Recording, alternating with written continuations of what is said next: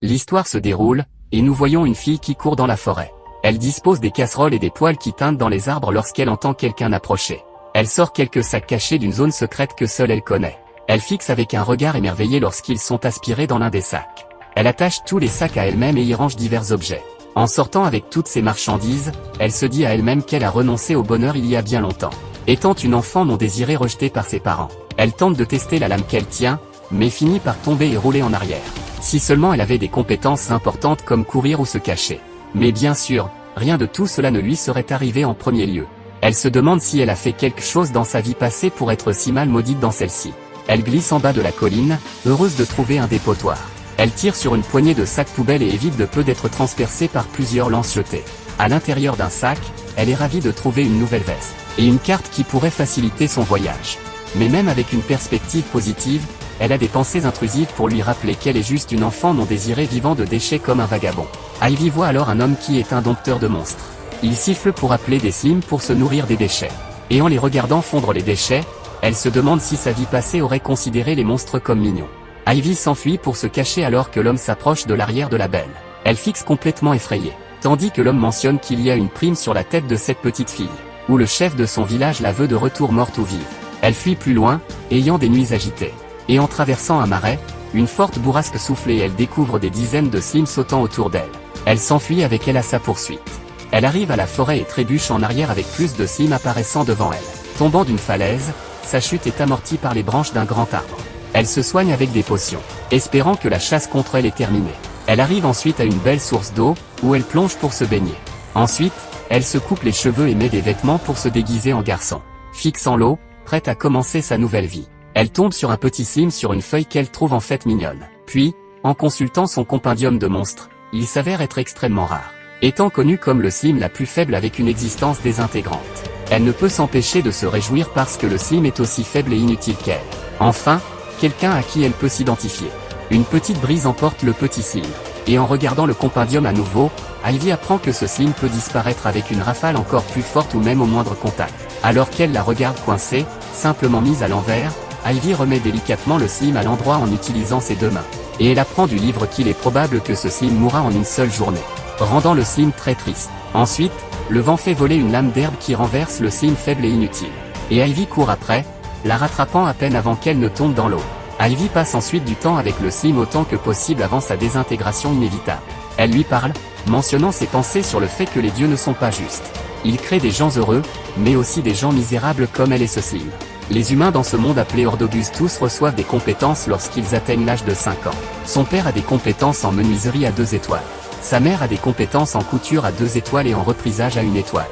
Cependant, personne ne sait quelles compétences ils recevront ni combien d'étoiles elles auront jusqu'à ce qu'elles apparaissent. Mais l'avenir de chacun est décidé par ses compétences et le nombre d'étoiles. À l'âge de 5 ans, Ivy a reçu la compétence de domptage.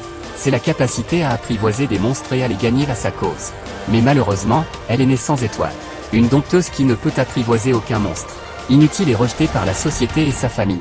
Ils ont arrêté de lui donner de la nourriture et un toit où dormir. Elle s'est lentement retrouvée sans endroit où appartenir. Cependant, elle a quelque chose que les autres n'ont pas. Des souvenirs de sa vie passée. Apparemment, elle est une humaine réincarnée ici d'un monde différent. Mais la plupart des souvenirs sont flous et ne sont pas très utiles non plus. Il lui chuchote souvent des choses qu'elle ne comprend pas vraiment, comme des proverbes. La seule personne qui était toujours gentille avec Ivy était la diseuse de bonne aventure. Elle lui avait donné des livres qui lui ont appris beaucoup de choses différentes, et même ce sac magique qui peut stocker de nombreux objets. Mais malheureusement, la diseuse de bonne aventure est récemment décédée, il n'y a donc plus personne dans ce monde pour Ivy. Et tout le monde du village essaie de la trouver et de la tuer. Même si elle n'a rien fait de mal. Être sans étoile est-il si grave? Est-ce quelque chose qui devrait vraiment être haï? Elle fixe ensuite le slime, remarquant comment elle est destinée à disparaître en une seule journée. Le monde n'est tout simplement pas juste. Le lendemain matin, elle se réveille, cherchant précipitamment le petit slime. Attristée par la seule chose à laquelle elle pouvait s'identifier. Même si elle pensait être habituée à la solitude, elle ne peut s'empêcher de pleurer. Elle commence à fouiller dans ses sacs, se souvenant comment la diseuse de bonne aventure lui a dit de se diriger vers la capitale royale. Ensuite, en consultant sa carte, elle est soulagée de constater que le slime est toujours en vie. Elle apprend de son compendium que pour apprivoiser un monstre, elle doit d'abord lui donner une partie de son énergie magique. Si le monstre l'accepte, il commencera à briller. Et le monstre doit alors recevoir un nom pendant cette phase. Elle se demande si elle peut vraiment le faire en étant sans étoile. Elle imprègne ensuite le slime de magie et lui donne le nom de Sora, signifiant ciel pour représenter le ciel bleu au-dessus d'elle. Avec la réussite du nom, elle est excitée de voyager avec son mignon petit ami. Adoptant son propre nom d'Ivy, la plante qui prospère même lorsqu'elle est piétinée.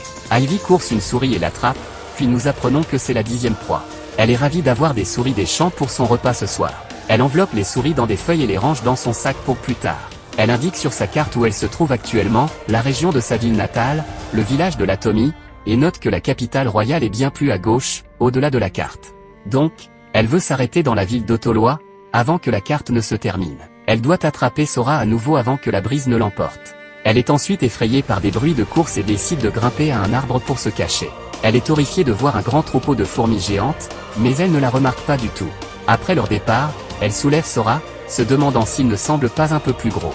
Et après avoir remarqué qu'elle a une coupure sur la joue, elle se soigne avec quelques potions.